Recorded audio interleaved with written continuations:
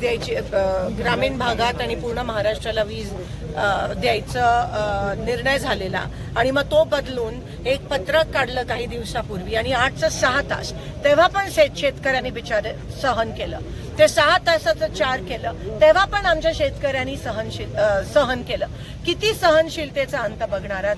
काल 2 दिवसापासून फक्त 2 तास वीज त्या शेतकऱ्यांना त्या ठिकाणी भेटत आहे. सिंगल फेज नाहीच आहे, 3 फेज पण नाहीये. 2 तास कसे बसे तरी, आणि ते पण कधी 4 ते 6 वेळ सांगितला जातो सकाळी 8:30चा.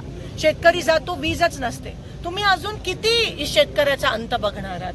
किती म्हणजे सगळ्या गोष्टी तुम्ही खत महाग करून ठेवलंय, डिझेल बंद आहे, आता वीज बंद आहे, मग तुम्ही मारूनच टाका ना.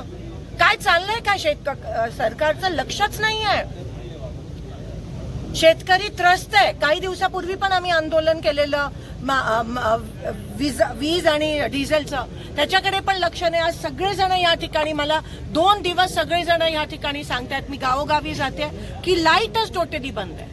पिकं जळले तर शेतकऱ्याचं अस्तित्वच राहणार नाही त्या ठिकाणी, आणि येऊन जाऊन शेतकऱ्यांवरच सगळं ढकलतात. असं नाहीये की सोलापुरात ही परिस्थिती पहिल्यांदा उद्भवली आहे, आधी पण उद्भवलेली. मग सरकारने याचं नियोजन का नाही केलं. झोपलेलं का सरकार. नियोजन का नाही करायचं. दरवर्षी तेच. पेरणी टायमाला डिझेल पण मिळत नाही, पेरणी टायमाला डिझेल नाही मिळणार, मशागत कसं करणार. पेरणी करायचं हे काय चालवलंय काय, कोणासाठी हे सरकार चालू आहे. आणि एवढा वाईट परिस्थिती आहे आज ग्रामीण भागात वीज नसल्यामुळे. पण सरकार अतिशय निगरगट आहे. काही करत आहे, फक्त आहे ना निवडणूक निवडणूक निवडणूक, ह्याच्या पलीकडे ह्यांना दुसरं काही सुचतच नाहीये सत्ताशिवाय. एवढे अहंकारी आणि निगरगट झाले.